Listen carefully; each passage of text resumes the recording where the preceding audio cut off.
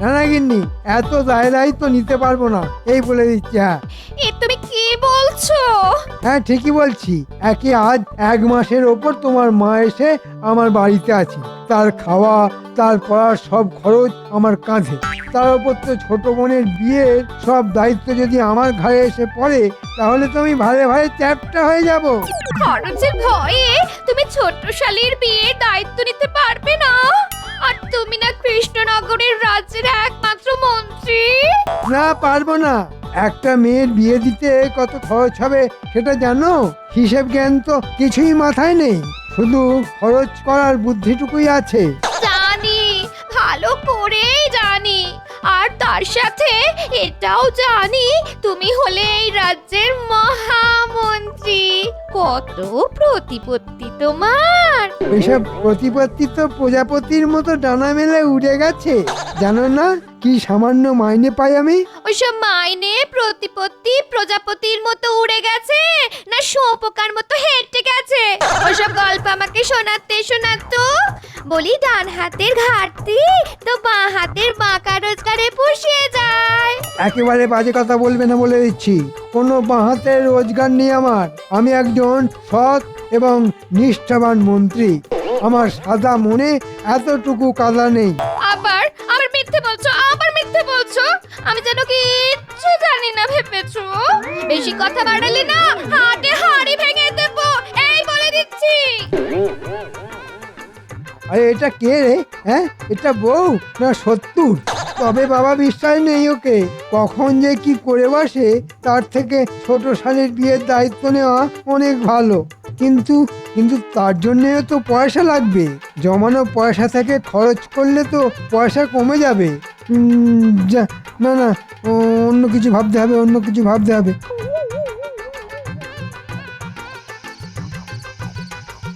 আর কি হলো কি? রাত কত হলো খেয়াল আছে? তাড়াতাড়ি আলো নিভিয়ে শুয়ে পড়ো। আরে আমি তো আর তুমি নই গো যে খেলাম আর শুলাম। আমার বলে কিনা এই কত কাজ পড়ে। এই বেশি কাজ দেখিও না তো। দুটো মাত্র প্রাণীর 4টি ভাত ফোটানো আর তরকারি। হ্যাঁ, ভালো বললে তো ভালো বললে। বললি ভাত আর তরকারি রান্না ছাড়া সংসারে কি কোনো কাজ নেই গো? সেই সব কাজ কে করে দিয়ে যায় শুনি? কেন আমিও সংসারে কম কাজ করি না? হ্যাঁ, তোমার কাজ মানে তো গড়িমসি করে বাজার যাওয়া আর পচা ধসা 4টি আনাজ আর মাছ কিনে আনা। তাই আর বেশি কথা না বাড়িয়ে চুপচাপ শুয়ে পড়ো দেখি। হ্যাঁ, আমার সময় হলে শোবো, যাও। এই সময় কে আবার দরজা খটখটাচ্ছে? গিন্নি, একবার দরজা খুলে দেখো তো।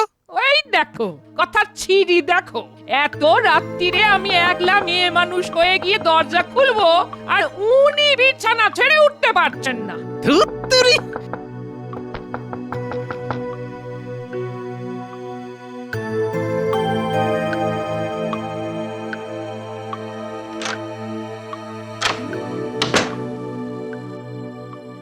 দূর বাবা, কেউ তো নেই। আরে দেখো দেখো, ভালো করে দেখো। যদি কেউ নাই থাকবে তাহলে দরজায় আওয়াজ করলোটা কে? সে আমি কি করে বলবো? দরজায় আওয়াজ হলো, দরজা খুললাম, কাউকে দেখতে পেলাম না, তাই আবার দরজা বন্ধ করে শুয়ে পড়ছি। ব্যাস, আমার কাজ শেষ।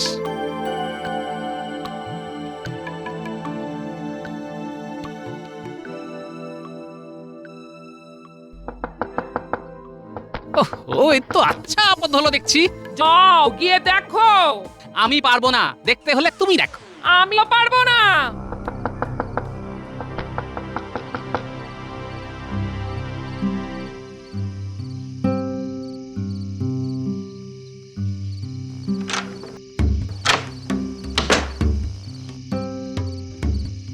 এ তো আচ্ছা জ্বালা হলো। তোমায় আর একলা যেতে হবে না, আলো নিয়ে আমিও যাচ্ছি। দাঁড়াও দাঁড়াও দাঁড়াও।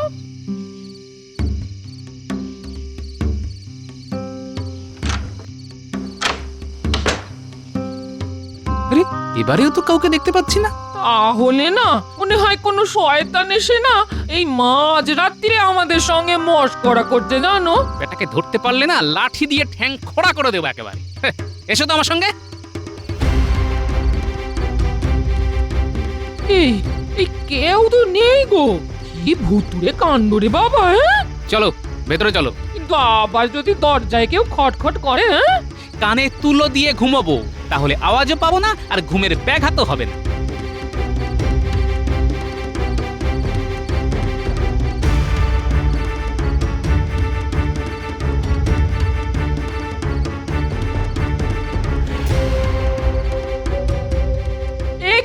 এ কি এই ঘরের জিনিসপত্র সব লন্ডভন্ড করলো কে? এ কি, দেখো দেখো দেখো। আরে আমাদের পিতল কাঁসার বাসনপত্র, টাকা পয়সার বাক্স সব কোথায় গেল? হ্যাঁ, এইটুকু সময়ের মধ্যে কে ঢুকলো? হ্যাঁ, কে চুরি করলো বলো তো? হ্যাঁ, কে চুরি করলো? আরে এ তো শীত কেটে চোর ঘরে ঢুকেছিল। হ্যাঁ, দরজায় শব্দ করে আমাদের ঘরের বাইরে পাঠিয়ে আমাদের সর্বস্ব নিয়ে চলে গেল গো। হায় হায় হায়, আমার এ কি সর্বনাশ হলো গো।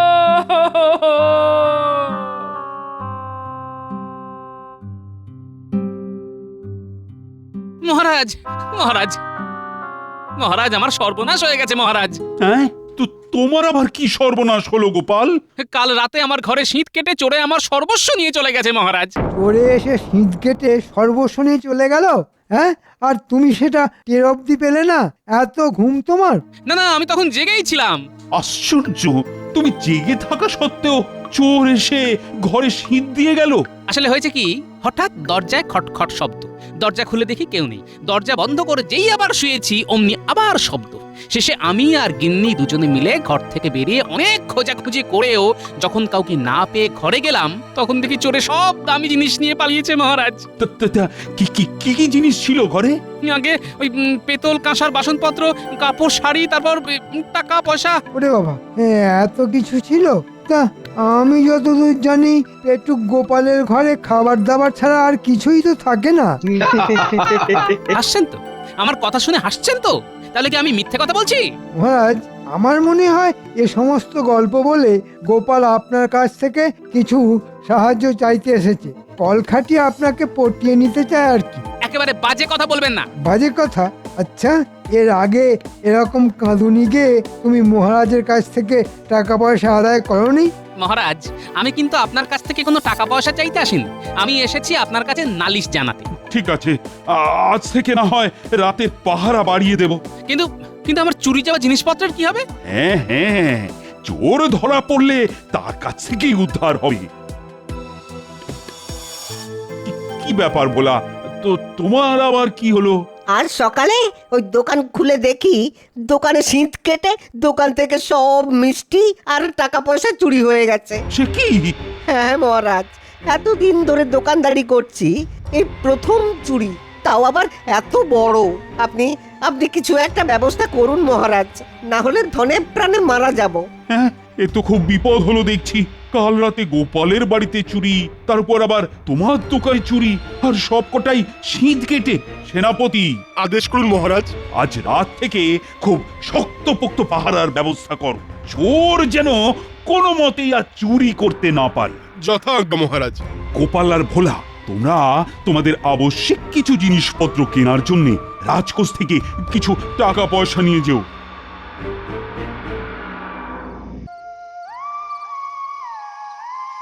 এই শোনো, বলি রোজকার মতো আজকে আর নাক ডাকিয়ে ঘুমিও না। হ্যাঁ? কেন?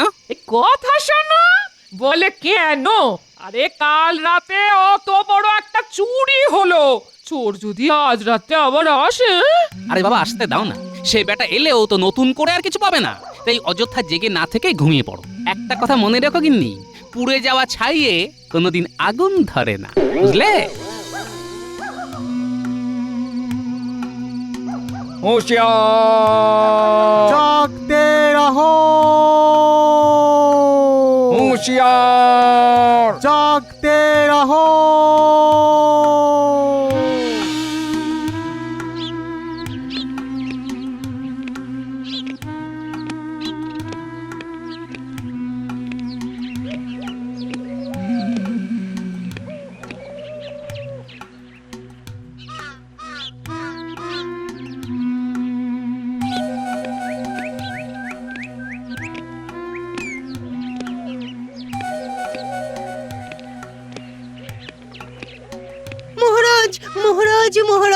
সর্বনাশ হয়ে গেছে মহারাজ, সর্বনাশ হয়ে গেছে। হ্যাঁ, তো তোমার আবার কি সর্বনাশ হলো? আমার আমার সেই সুন্দর রূপোর কলমটা কাল রাতে চুরি হয়ে গেছে মহারাজ। হ্যাঁ মহারাজ, আমার কবিতায় খুশি হয়ে যেটা আপনি আমায় উপহার দিয়েছিলেন সেইটে। সে কি কি করে হলো? তা তো আমি বলতে পারবো না। সকালে ঘুম থেকে উঠে দেখি লেখার জায়গায় কাগজপত্র, কালি, দোয়াত সব আগের মতোই আছে, শুধু শুধু রূপোর কলমটাই নেই। আমার মনে হয় জানলা দিয়ে হাত বাড়িয়ে কেউ ওটা তুলে নিয়ে গেছে। চুরি হলো মোর রূপোর কলম, খুব ব্যথা হচ্ছে, তবু নেই যে কোনো মলম। অসহ্য, অসহ্য! এর মধ্যে আবার কাব্য রচনা হচ্ছে। রোজ রাতে এর বাড়ি ওর বাড়ি চুরি হওয়াটা তো অসহ্য হয়ে দাঁড়ালো দেখছি। সেনাপতি, সেনাপতি! আজ্ঞা করুন মহারাজ। কাল রাতে পাহারার ব্যবস্থা করনি? করেছিলাম মহারাজ, প্রতি রাস্তায় প্রত্যেক মোড়ে পাহারার ব্যবস্থা ছিল। তাহলে সভা কবির বাড়ি থেকে রূপোর কলমটা চুরি হয় কি করে? সেটাই তো বুঝতে পারছি না মহারাজ, পুরো ব্যাপারটা আমার মাথার উপর দিয়ে বেরিয়ে যাচ্ছে। ব্যায়াম করে স্বাস্থ্য মোটা করতে গিয়ে সেনাপতি মাথাটাও মোটা করে ফেলেছে। ওরকম মাথা মোটা সেনাপতি কি আর করবে মহারাজ? সকলকে এক্ষুনি এক্ষুনি রাজসভায় ডাকো।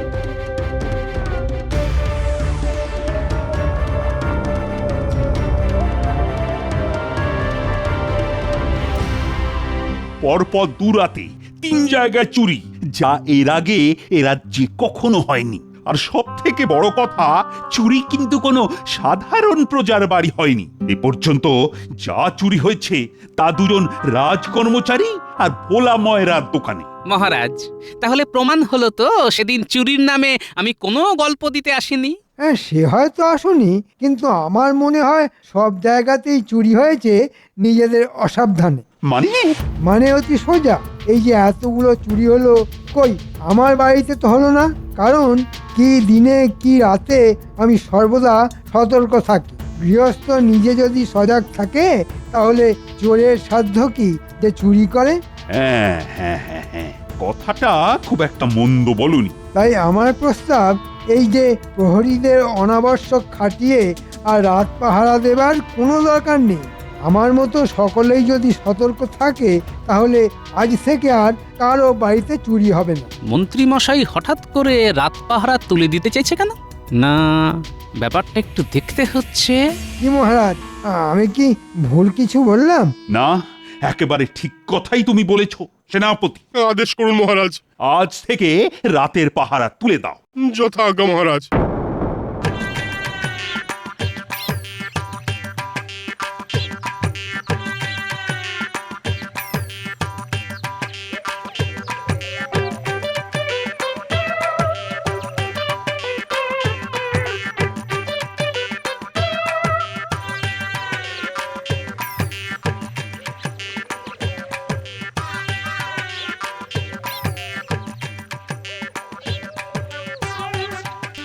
এই তোরা শোন এদিকে, শোন, যার জন্য তোদের ডেকে পাঠিয়েছি একটা কাজ করতে হবে তোদের। কি করতে হবে বলে দাও। আজ থেকে মন্ত্রী মশাইয়ের ওপর নজর রাখতে হবে তোদের। মানে মন্ত্রী মশাইয়ের বাড়িতে কারা যায় কারা আসে সব খবর এনে দিতে হবে তোদের। ঠিক আছে, সব খবর পেয়ে যাবে।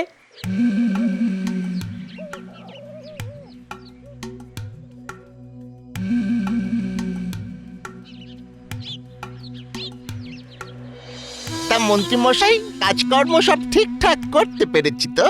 আরে করতে পেরেছিস কি বলছিস? এখনো তো কত কাজ করতে হবে তোদের। এখনো কাজ বাকি। কিন্তু আমার যে খুব ভয় করছে মন্ত্রী মশাই। কেন ভয় করছে কেন? রাতের বেলা রাস্তা জুড়ে যে ওই রক্ষীদের পাহারা। মহারাজের কানে মন্ত্র দিয়ে আজ থেকে ওই পাহারা আমি তুলে দিয়েছি। এখন বীরের মতো যাবি আর চোরের মতো চুরি করবি। আজ রাতেই যাবি।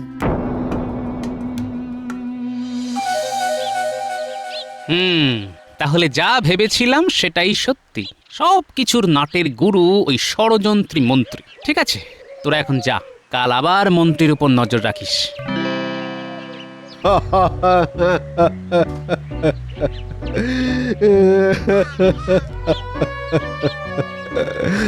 কাল রাতে চলে যে আমাকে ভিখারি করে দিয়ে গেল মহারাজ।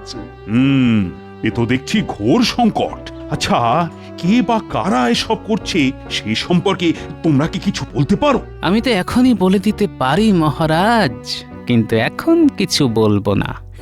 বরং এখন এমন কিছু বলবো যাতে করে আসল চোরের সাহস আরো বেড়ে যায়।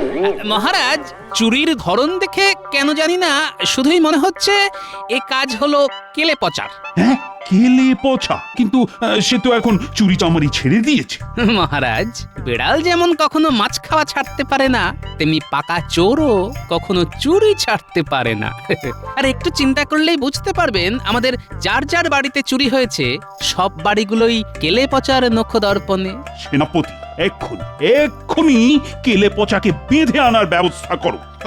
আমি এক্ষুনি ধরে আনছি মহারাজ। আহা, কি মজা! কার চুরির দায় কার ঘাড়ে গিয়ে পড়লো, হ্যাঁ? কেলে পচাকে ধরে এনেছি মহারাজ। কিরে কেলে পচা, তুই আবার চুরি চামারি শুরু করেছিস? বিশ্বাস করুন মহারাজ, বহুদিন আমি এই কাজ করিনি গো। তাহলে কে করলো বল? আমি কি করে বলবো বলুন তো? শুনলাম তুই নাকি কদিন রাতে বাড়ি ছিলি না। মানে কদিন রাতে আমি তো পাশের গায়ে যাত্রা শুনতে গিয়েছিলাম গো। ওর কোনো কথা বিশ্বাস করবেন না মহারাজ, এক্ষুনি ওকে কারাগারে পাঠাবার ব্যবস্থা করুন। তারপর আমিও দেখবো ওর পেটের কথা বের করতে পারি কিনা। গোপাল দাদা, একদিন তোমার কথাতেই আমি চুরি ছেড়ে দিয়েছি গো। আজ কি না তুমি আমার বিনা দোষে কারাগারে পাঠিয়ে দিলে গো। ও গোপাল দাদা গো, এ তুমি কি করলে গো? ছাড়ি দাও, আমার ছাড়ি দাও। কি করব বল, আসলে রাঘব বোয়ালকে ধরতে গিয়ে তোকে শুধু টপ করেছি। তবে চিন্তা করিস না, আসল চোরকে ধরে তোকে আমি কারাগার থেকে ঠিক বের করে আনবো। শোন, আজ রাতে সব থেকে বড় ঘাইটা মারতে হবে তোদের। কার বাড়ি শুধু বলে দিন, তারপর দেখবেন কি করি। তোদের আজ যেতে হবে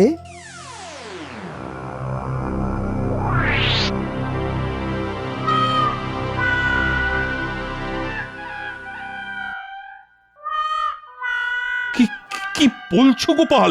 এসব তাহলে আজ রাতে শুধু হাতে নাতে ধরতে দিন, তারপর প্রমাণ হয়ে যাবে পেছন থেকে বসে কে কলকাঠি নাড়ছে। হাতে নাতে ধরতে হলে কি করতে হবে বলো তো?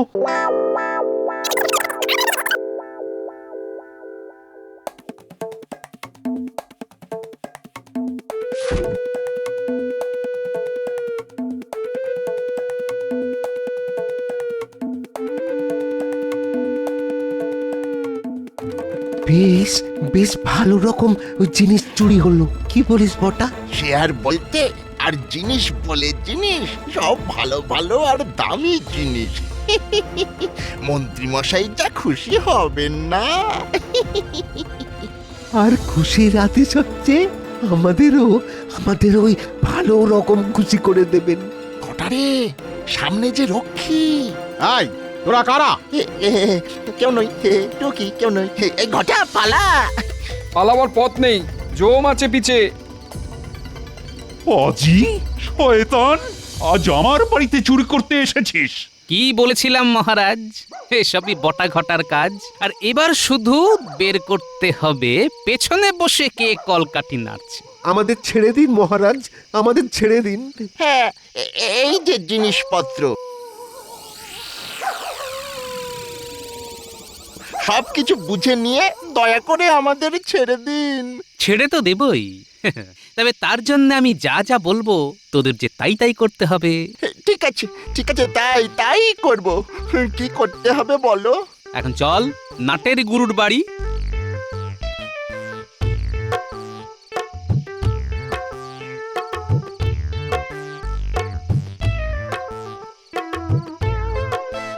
মন্ত্রীমশাই, ও মন্ত্রীমশাই। কিরে, কাজকর্ম সব ঠিকঠাক হয়েছে তো?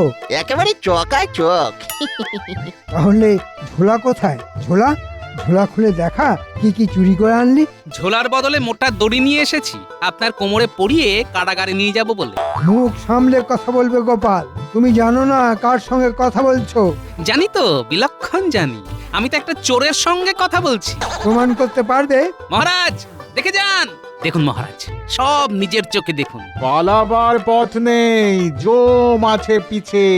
মন্ত্রী, তাহলে তাহলে এই জঘন্য কাজ সব তোমার? বলো বলো, সত্যি কথা বলো, না হলে আমি কিন্তু তোমার শুলে চড়াবো। হ্যাঁ মহারাজ, আমার। কিন্তু কেন কেন করলে এমন জঘন্য কাজ? কি করব বলুন, এছাড়া যে কোনো উপায় ছিল না। 1 মাসের ওপর শাশুড়ি এসে রয়েছেন, তার পেছনে 1 কানি খরচ, তার উপর আবার শালিকার বিয়ের খরচ দিতে হবে বলে গিন্নি আবার চাপ দিচ্ছে। তাই বাধ্য হয়ে আমি এই কাজ করেছি। ভেবেছিলাম ধরা পড়বো না, কিন্তু এমন ভাবে যে হাতে নাতে ধরা পড়ে যাব, এ কথা আমি ভাবতে পারিনি মহারাজ, এ কথা আমি ভাবতে পারিনি। মহারাজ, ও মহারাজ, কতবারই তো আমার কত দোষ নিজ গুণে ক্ষমা করে দিয়েছেন, আর একবার নয় ক্ষমা করে দিলেন। চুপ, একেবারে চুপ। চুরি করে আবার ক্ষমা চাওয়া হচ্ছে? না না না না না, কোনো ক্ষমা নেই। রক্ষীরা, একে কারাগারে নিয়ে যাও, কাল সকালে এর বিচার হবে। আর কারাগারে এনাকে পুরে দিয়ে কেলে পচাকে মুক্তি দিয়ে দিও। আহা, বেচারা বিনা দোষে কষ্ট পেল গো। সত্যি গোপাল, তোমার দূরদর্শিতার কোনো তুলনা নেই। সত্যি তুমি ধন্য, ধন্য গোপাল। আমি অতি নগণ্য মহারাজ।